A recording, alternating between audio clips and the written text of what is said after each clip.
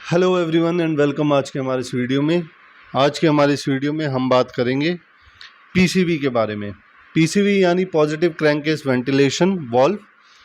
Positive crankcase ventilation valve होता क्या है, इसकी ज़रूरत क्यों पड़ती है, सबसे पहले ये जान लेते हैं। ये हमारा जो इंजन है, आप इस इंजन में अभी इस समय देख सकते हो कि नीचे से कुछ एक चैम्बर से पाइप निकला हुआ है जिसमें से कुछ आ रहा है। एक ये पाइप है जिसमें से कुछ गैसें या कुछ जो है जा रहा है, और ये फिल्टर्स लगे हुए हैं, फिल्टर जैसा कुछ है, और ये कुछ वॉल्व जैसा है। तो ये सारा पूरा सर्किट है पीसीवी का, पॉजिटिव क्रैंककेस वेंटिलेशन। अब इसकी ज़रूरत क्या पड़ी? इसकी ज़रूरत ये है, अच्छा सबसे पहले डायग्राम को देखो आप, तो आपको दिखेगा कि चैम्बर में से निकल के कुछ इंजन में ही जा रहा है वापस, है ना। तो इसकी ज़रूरत क्या है? इसकी ज़रूरत ये है सबसे पहले कि ये हमारा पिस्टन देखो जब ऊपर नीचे मूव करता है तो यहाँ पे फ्यूल बर्न होता है। यहाँ फ्यूल बर्न हुआ ऊपर की तरफ पिस्टन के। अब जब फ्यूल बर्न होता है तो प्रेशर बनता है बहुत ज़्यादा, कार्बन बनता है, साथ में फ्यूल के कुछ वेपर्स होते हैं। ये सारे पिस्टन से साइड में से ये नीचे से उतर जाते हैं। पूरी तरीके से सील हो जाए ये पिस्टन इस सिलेंडर में, ऐसा पॉसिबल है ही नहीं, हो ही नहीं सकता। ऐसा हो जाएगा तो चलेगा ही नहीं। तो थोड़ा बहुत स्पेस रहता है, वहाँ से ये गैस नीचे आ जाती है। इसको ज़्यादातर ब्लो बाय गैस के नाम से जाना जाता है। अब ये गैस नीचे आई, हमारे चैम्बर में इकट्ठी हुई। अगर ये बहुत ज़्यादा देर तक इकट्ठी होती रहेगी और इसे निकाला नहीं गया तो या तो ये सील को लीक करके बाहर निकल जाएगी। जैसे ये इस समय आप देख रहे हो, ये फ्लाई व्हील है, ये क्रैंक से जुड़ा हुआ है, तो इसकी एक सील है, इसके ये पूरे चैम्बर की एक गैस्केट है, ब्लॉक से जुड़ा हुआ है। तो ये गैस्केट या ये सील लीक हो जाएगी, और अगर ये लीक नहीं हुए तो उसके परिणाम स्वरूप आप देखोगे कि ये पूरा चैम्बर ही फट गया। तो ये कोई बहुत चौंकने वाली बात नहीं कि चैम्बर फट गया। ऐसा कोई अच्छा मैकेनिक होगा तो वो जानता है कि ऐसा होता है।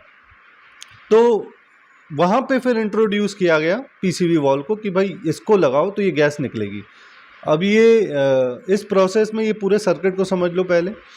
ये सबसे पहला जो आपको ये गैस ऐसे निकल रही है यहाँ से, और ऊपर होते हुए यहाँ से इनटेक में चली गई, और नीचे से यहाँ से ऑयल आ रहा है।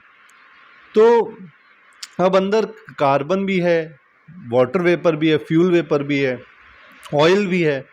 तो केवल और केवल गैस यहाँ तक पहुँचे, इनटेक तक।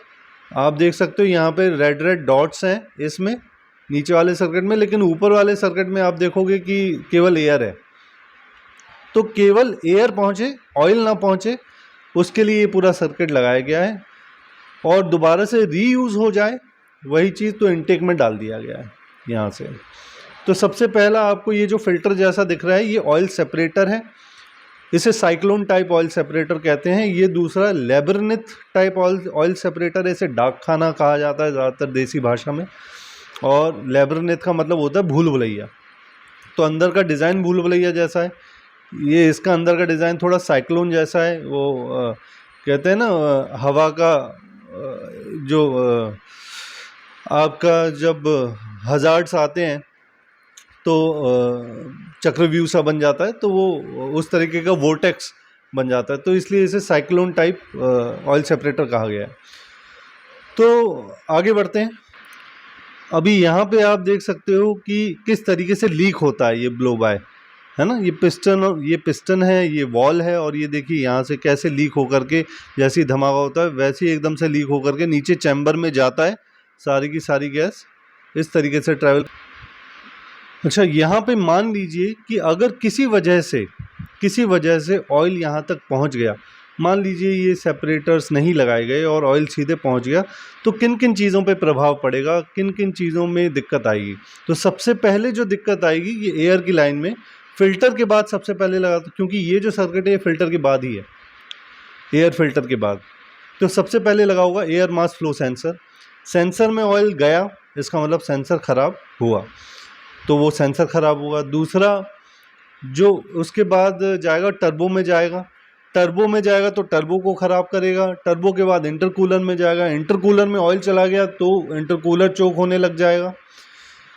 तीसरा कि जो अगर यहाँ पे एंटर करे आता है क्योंकि अब ये पूरे सर्किट में पहले air mass flow sensor, turbo charger, intercooler, अब वो इंजन में आएगा। तो इंजन में अगर ऑयल पहुंच गया तो ऑयल बर्न होगा, उससे वॉल्स डैमेज होंगे, आपके जो वॉल्स है ना इनटेक और एग्जॉस्ट के, ये डैमेज होंगे। कंबशन चैम्बर में दिक्कत आएगी, पिस्टन में दिक्कत आएगी ओवर हीटिंग की वजह से।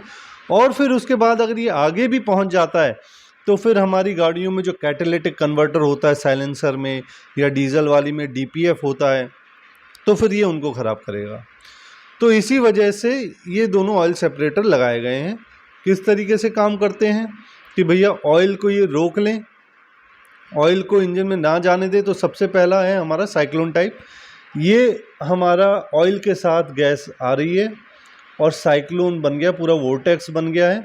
उससे क्या होता है, दीवारों पे टकराता है हमारा ऑयल और नीचे चला जाता है। फिर जो गैस बचती है वो ऊपर की तरफ ट्रैवल कर आती है टकरा करके, क्योंकि गैस ऐसे आई और यहाँ पे चक्कर खा के वापस ऊपर की तरफ डायरेक्ट हो जाती है। तो ये ऑयल इस तरीके से सेपरेट होता है इसमें। दूसरा जो है लेबरनेथ, तो यहाँ से देखिए अब जो बचा कुचा है तो वो इसमें आएगा, दीवारों से टकराएगा। ये जो भूल भुलैया के लिए ऐसे दीवार सी बना रखी है, इनसे टकराएगा और ऑयल नीचे जमा होता जाएगा, टकराएगा, नीचे गिरेगा और जमा हो जाएगा वापस से चैम्बर में, और हवा जो है वो ऊपर से पास होगी। तो इतने सेक्शंस हैं कि एंड तक आते आते ऑयल जो है वो आपका नीचे चला जाएगा चैम्बर में और केवल एयर आपकी पास होगी जो इंजन में जाएगी इनटेक मैनिफोल्ड के थ्रू। ये आ गया हमारा वेंटिलेशन वाल्व। ये किस तरीके से डिज़ाइन है इसका, ये हमारा डायफ्राम है, ठीक।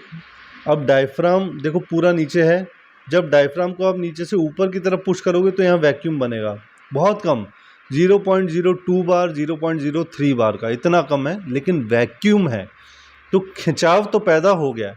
तो इसीलिए ऑटोमेटिकली चैम्बर से उठ कर के यहाँ तक आता है ऑयल, आप जो गैस है वो इस वजह से आती है क्योंकि यहाँ वैक्यूम बना हुआ है इस वॉल्व में।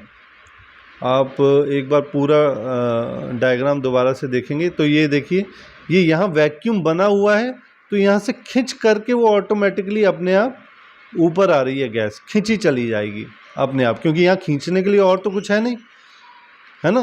बाकी हालांकि पिस्टन हमारा खींच रहा है तो वैक्यूम ये भी बनाता है, लेकिन ज़्यादातर काम इस सर्किट के लिए ये वॉल्व ही कर रहा है।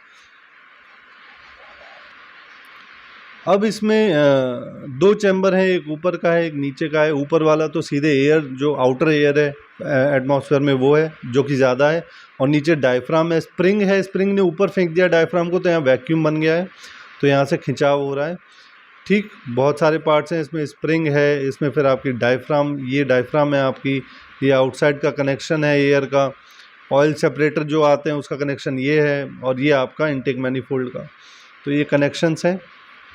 अब रनिंग कंडीशन में अगर आप देखेंगे तो इस तरीके से काम करता है। जैसे सक्शन यहाँ पे अगर ज़्यादा हो रहा है, जैसे इस समय मैंने फुल सक्शन पे कर दिया इसे, तो ये वॉल जो है नीचे आ गया और देखिए यहाँ से बंद हो गया, ये जो पॉइंट है ये बंद हो गया, और वॉल जब खुला हुआ है तो यहाँ से आएगा, हमारी गैसेज और अंदर चली आएंगी। तो जब पिस्टन सक करता है तो ये वॉल क्या है, बंद हो जाता है, क्योंकि अगर ये बंद नहीं हुआ तो ऑयल भी खींच के चला आएगा इसके साथ। तो ये देखिए कितना स्मार्टली इसे बनाया है कि जब पिस्टन सक करे तो तुम बंद हो जाना, और जब पिस्टन सक नहीं करता है तो आराम आराम से जो केवल गैस आ रही है वो आती रहेगी, इसमें जाती रहेगी, और जैसे ही वो सक करेगा ये वॉल्व बंद हो गया। तो इस तरीके से जो काम करता है, सक्शन का प्रेशर लगभग आपका 0.5 बार 0.7 बार ऐसे रहता है मैक्सिमम। तो इस तरीके से हमारा पीसीवी वॉल्व काम करता है। आई होप आपको इस वीडियो से काफ़ी हेल्प मिलेगी। मिलते हैं नेक्स्ट वीडियो में, तब तक के लिए थैंक यू।